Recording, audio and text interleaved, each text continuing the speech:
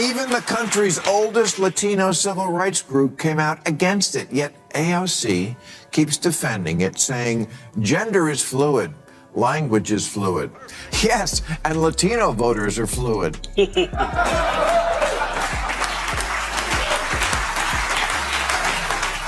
Redress the past, or reach out to the gettable white voter who says, you know what, I'd like a shot at getting in the pot business. But to do that, our entire audience. Remember when activists tried to push Latinx as the supposedly enlightened term for people from South America? It was framed as progress, yet the very community it was aimed at overwhelmingly dismissed it, treating it more like a punchline than a label. Despite that rejection, AOC and her allies still won't let it go, even as they try to backpedal and pretend they never leaned on it in the first place. Bill Maher wasn't having any of that revisionist spin. On Real Time, he went straight at the absurdity, tearing into the whole charade with his usual bluntness. So stick around, hit that subscribe button, and let's get into it.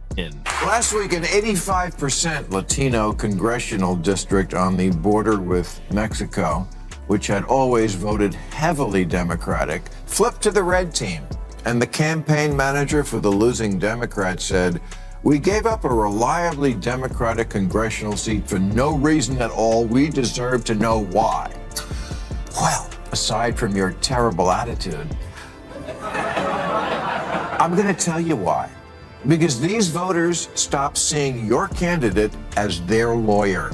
Bill opens by dropping a truth bomb the Democrats never wanted to hear but probably should have. He points straight to the reason Trump, yes, the same men they swore had no chance in hell, ended up flipping seats they thought were untouchable. Heading into the election, Democrats were busy congratulating themselves, sipping their coffee, and acting like the whole thing was a formality. Just show up, vote, and cue the victory parade. But the voters weren't buying it. Many had already decided to pull the lever for Trump, and the reason wasn't exactly complicated. The people they sent to Washington weren't fighting for them. They were too wrapped up in symbolic gestures, identity politics, and endless virtue signaling. Loyalty doesn't come free, and Democrats found out the hard way that neglecting the very people who put you in office is a losing strategy. Their message to you was, I'm an American now. I'm here. Be my lawyer, not the lawyer for the migrants showing up in my backyard.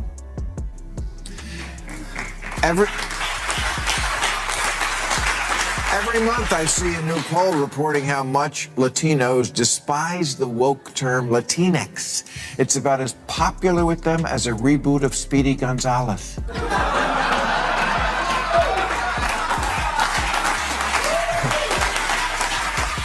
Democrats somehow convinced themselves it was smart politics to champion immigrants who couldn't even vote, all while neglecting the very constituents who actually sent them to office.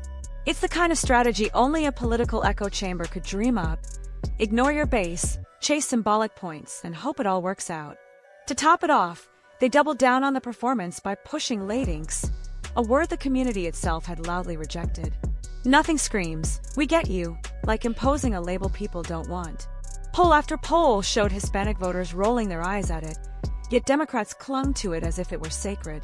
Instead of building trust, they came off as tone-deaf, driving away the very voters they desperately needed and gift-wrapping Trump an advantage he didn't even have to earn.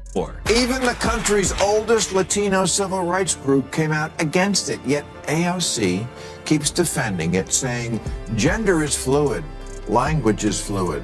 Yes, and Latino voters are fluid.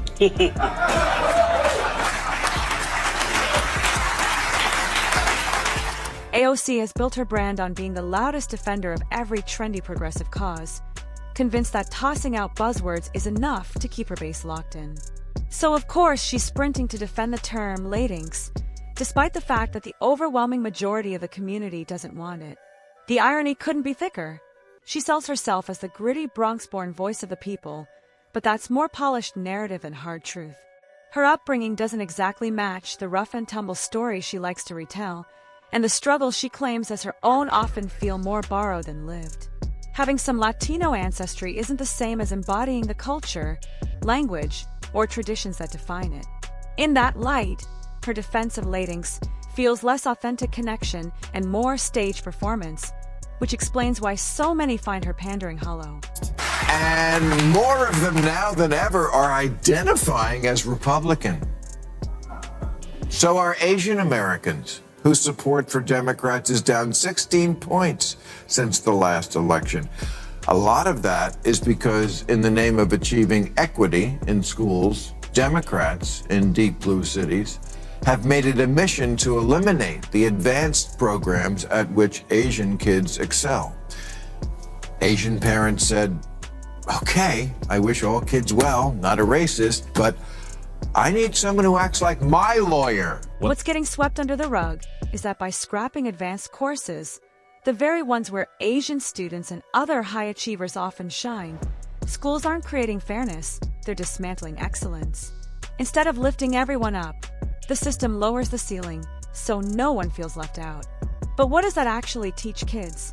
If hard work and late nights with textbooks earn you the exact same recognition as someone who barely tried, the drive to push harder evaporates. The ripple effect is enormous. Other students lose the examples that inspire them, the benchmarks that show what's possible when you aim higher. Instead of raising standards, the woke crusade levels them downward, mistaking sabotage for equity. And in the end, every student pays the price in a watered-down system that rewards complacency over achievement.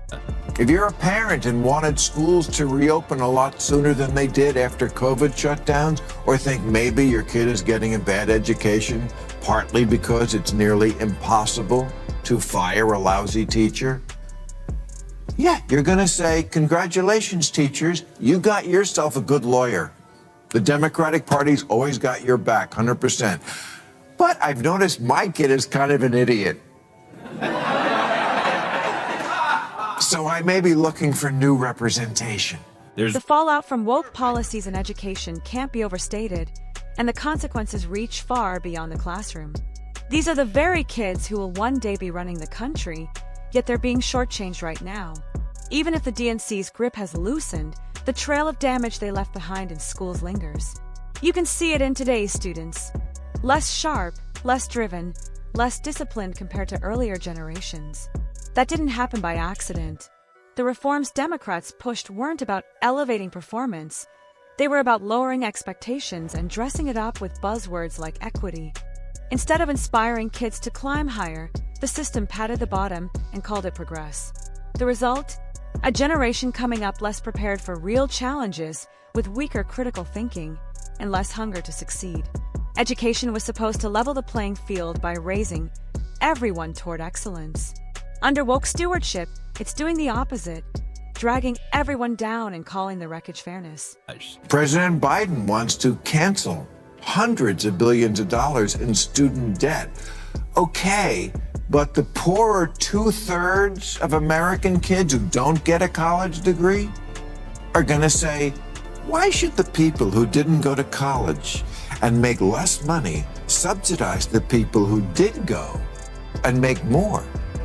You want me to chip in so some liberal arts college can build a bigger rock wall? You're not my lawyer. And that right there is another reason so many people are fed up with the Democrats. Their obsession with canceling student loan debt. On the surface, it sounds compassionate, but dig a little deeper, and it's nothing more than a vote-buying scheme wrapped in moral posturing. These students knowingly took out loans, fully aware that the degree they were chasing came with a price tag. And guess what? Most of them can actually get jobs to pay it off. That's how responsibility works. You borrow, you repay. Aside from building character, paying off debt instills hard work, financial discipline, and a real understanding of sacrifice. But instead of reinforcing those life lessons, Democrats are busy promoting handouts and entitlement culture, teaching young people that accountability is optional if you cry loud enough. That's not leadership, it's pandering, and voters are finally waking up to the scam. A universal basic income probably sounds pretty good to a lot of people struggling without a college degree. And a number of cities have been running pilot programs in guaranteed income. But the West Hollywood program had to be suspended because it was unconstitutional. They set up a program where 25 residents were to get $1,000 for 18 months, but only if you identified as LGBT, the rest of that. Why? Because they need money more than any other people? Because no one in West Hollywood will hire a gay person?